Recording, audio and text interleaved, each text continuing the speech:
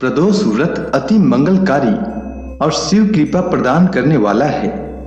यह व्रत प्रत्येक महीने के कृष्ण व शुक्ल पक्ष की त्रयोदशी को रखा जाता है, इसलिए इसे वार के अनुसार पूजन करने का विधान शास्त्र सम्मत माना गया है।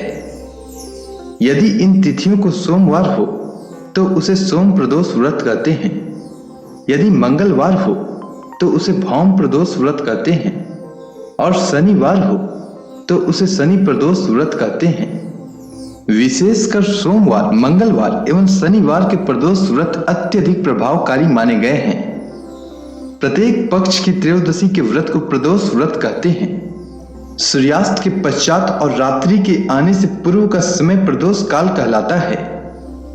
इस व्रत में महादेव भोले शंकर की पूजा की जाती है। इस व्रत में व्रती को निर्जल रहकर व्रत रखना होता है। इस दिन प्रातः काल स्नान करके भगवान शिव की बेल पत्र, गंगा जल, अक्षत, धूप दीप सहित पूजा करें। संध्या काल में पुनः स्नान करके इसी प्रकार से शिव जी की पूजा करना चाहिए।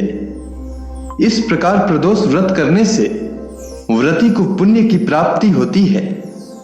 अब चलिए सुनते हैं शनि प्रदोष व्रत की कथा। प्राचीन समय की बात है। एक नगर में एक सेठ रहता था। वह धन, दौलत और वैभव से संपन्न था। वह अत्यंत दयालु था। उसके यहां से कोई भी खाली हाथ नहीं लौटता था। वह सभी को जी भरकर दान दक्षिणा देता था। दूसरों की सुखी में ही उसे सुख प्राप्त होता था।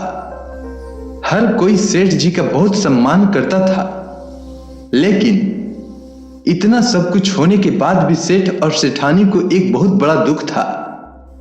दुख का कारण था उनके संतान न होना। संतानहीनता के कारण दोनों सदैव दुखी रहा करते थे। एक दिन उन्होंने तीर्थ यात्रा पर जाने का निश्चय किया और अपने काम काज सेवकों को सौंप चल पड़े। अभी वे नगर से बाहर निकले ही थे कि उन्हें एक विशाल वृक्ष के नीचे समाधि लगाए एक तेजस्वी साधु दिखाई पड़े। दोनों ने सोचा कि साधु महाराज से आशीर्वाद लेकर आगे की यात्रा शुरू की जाए, जिससे कि यात्रा में कोई बाधा उत्पन्न ना हो।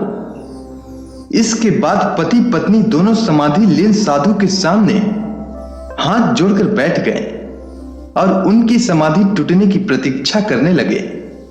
सुबह से शाम और फिर रात हो गई, लेकिन साधु की समाधि नहीं टूटी। मगर सेठ पति पत्नी धैर्य पूर्वक हाथ जोड़े बैठे रहे। अंततः अगले दिन प्रातः काल साधु महाराज समाधि से उठे।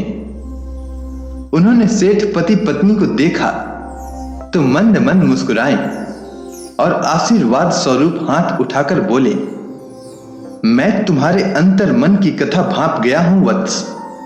मैं तुम्हारे धैर्य और भक्ति भाव से अत्यंत प्रसन्न हूं। साधु ने इसके बाद संतान प्राप्ति के लिए उन्हें शनि प्रदोष व्रत की विधि बताई और शंकर भगवान की वंदना इस प्रकार करने के लिए बताई।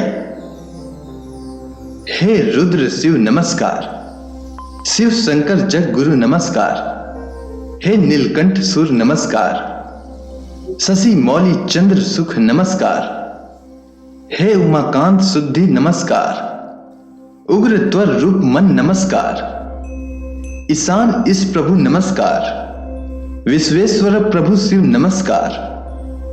इसके बाद दोनों तीर्थ यात्रा को गए।